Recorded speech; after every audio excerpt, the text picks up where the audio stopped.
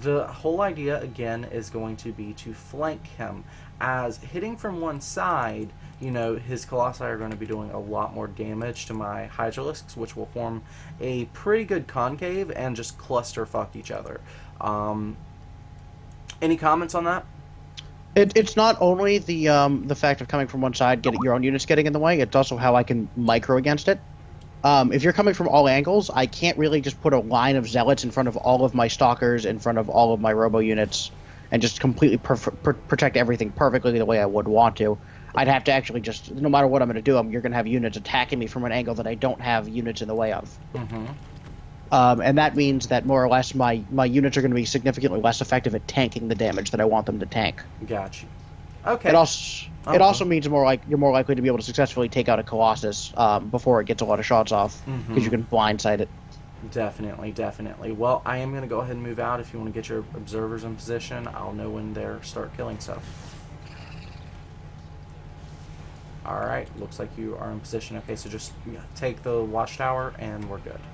Alright, so guys, here's the method I'm doing. I'm actually going to use that shift click down here in the production panel to split off units and just send them where I want them to go. We'll send a couple of you here, a couple of you here, we'll send you down here, send you guys down here, some of you, and you guys just see where my clicks are going. And now he does have the watchtower. If this wasn't a perfect game, obviously, he would be killing off or running away or doing stuff like that. But again, this was just very, very much to show you guys, to demonstrate the technique. You obviously want to kind of circle around, as you see me indicating here on the mini map, less obvious tech paths that wouldn't be, or not tech paths, walking paths, rally paths, that would not be within this Xel'Naga Tower influence. But again, this is a perfect game, so we're trying to show the technique, not necessarily the finesse behind the technique. White Wing, are you ready to get this started? I am.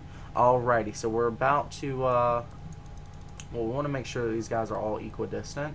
And now we're just going to 1A right into this army. Let's go, go, go, go! And as you can see, just completely a lot more damage there than would traditionally have been done.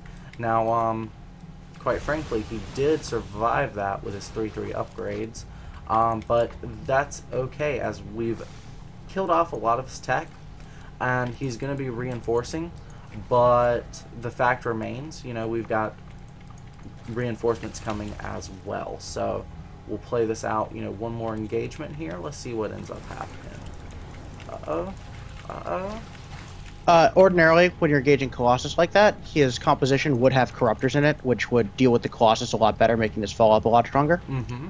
But you actually did 60 supply worth of damage with those units, which is better than you do in any straight-up fight against the army that I have. Right. You killed more than half of my Stalkers, all of my Zealots, and a few Immortals in there. Right. Which, if you just try to start trade in, I'm going to just absolutely smash you with this army. That's what Protoss is supposed to do. Indeed. Right, this one's going to be a bit tougher. And this is the Remax, because Zerg is all about the Remax. You kill off a huge chunk of his army like we just did there, and Remax a lot faster than he can in most situations, and then you're pretty much good. Now he's got a lot of Stalkers here, so I'm going to pull the Mutalisks back and reinforce.